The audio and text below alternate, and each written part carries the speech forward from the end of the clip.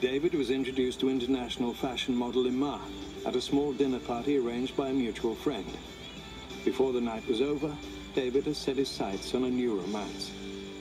He claims that he knew immediately I was the one. It took me maybe a week. After 6 months together, the love-struck rock star proposed to his girlfriend over a candlelight dinner in Paris. David courted me very old-fashioned way, which was such a delight.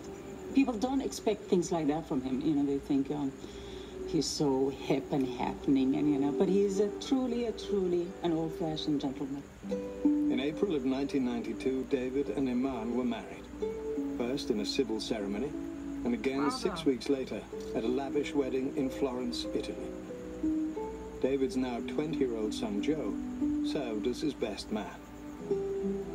At his wedding, there was Brian Eno, Bono, and Yoko Ono. And I thought, there's a gag waiting to happen, Eno, Ono, and Bono. How often, you know, do you get all three of those at one wedding? David swept me off my feet, and I'm still off my feet. He has managed somehow, I don't know, miraculously, to have my heart flutter when he walks into the room still. So, yes, he's definitely the one.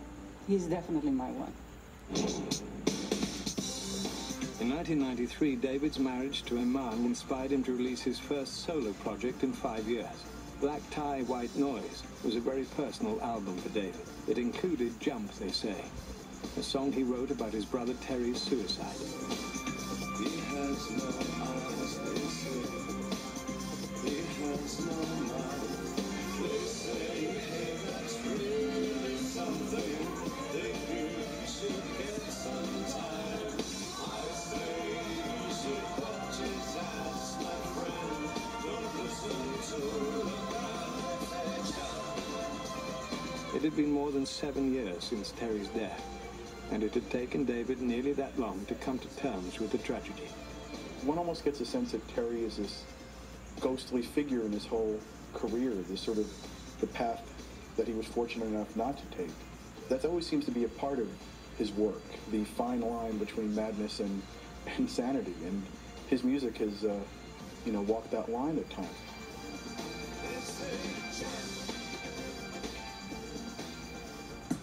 In 1994, David Bowie was making a name for himself in a new field, the world of fine arts. Painting had been a creative outlet for the musician since childhood. David has a great passion for art, and in the fine arts, people, you know, anything having to do with David, they get excited about. David's accomplishments as an artist and art connoisseur were recognized when he was appointed to the editorial board of the highly regarded magazine Modern Painters. On the music front, David was invited by MTV to play on their concert series Unplugged. Unlike other rock stars who had done acoustic versions of their classic hits on the program, David wanted to perform only new material.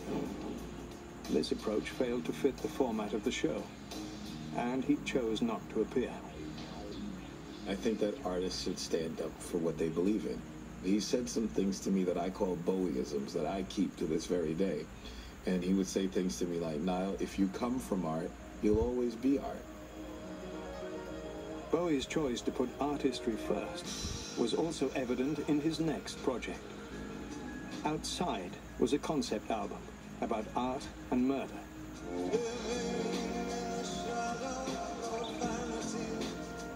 When David makes a song, he doesn't just make a song, he makes a character as well.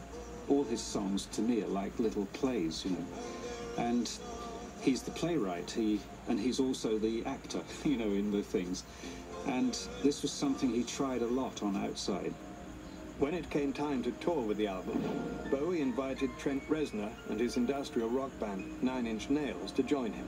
He said he's just finished a new album that he doesn't expect it to sell well, and if we tour together, he expects his band will probably get blown off the stage because of what he's trying to do, but that's not, it doesn't matter, you know, it's about, I have to do this. That fearlessness is really, it's inspiring to be around, you know, and I think there needs to be a lot more of that in music today. Reactions to the Outside tour were mixed.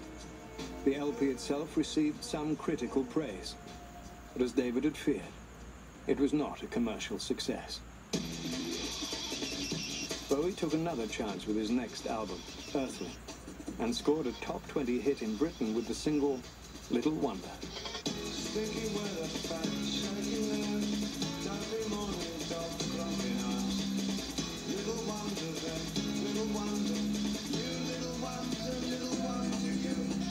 In 1996, Bowie's wide-ranging musical achievements were officially recognized when he was inducted into the Rock and Roll Hall of Fame.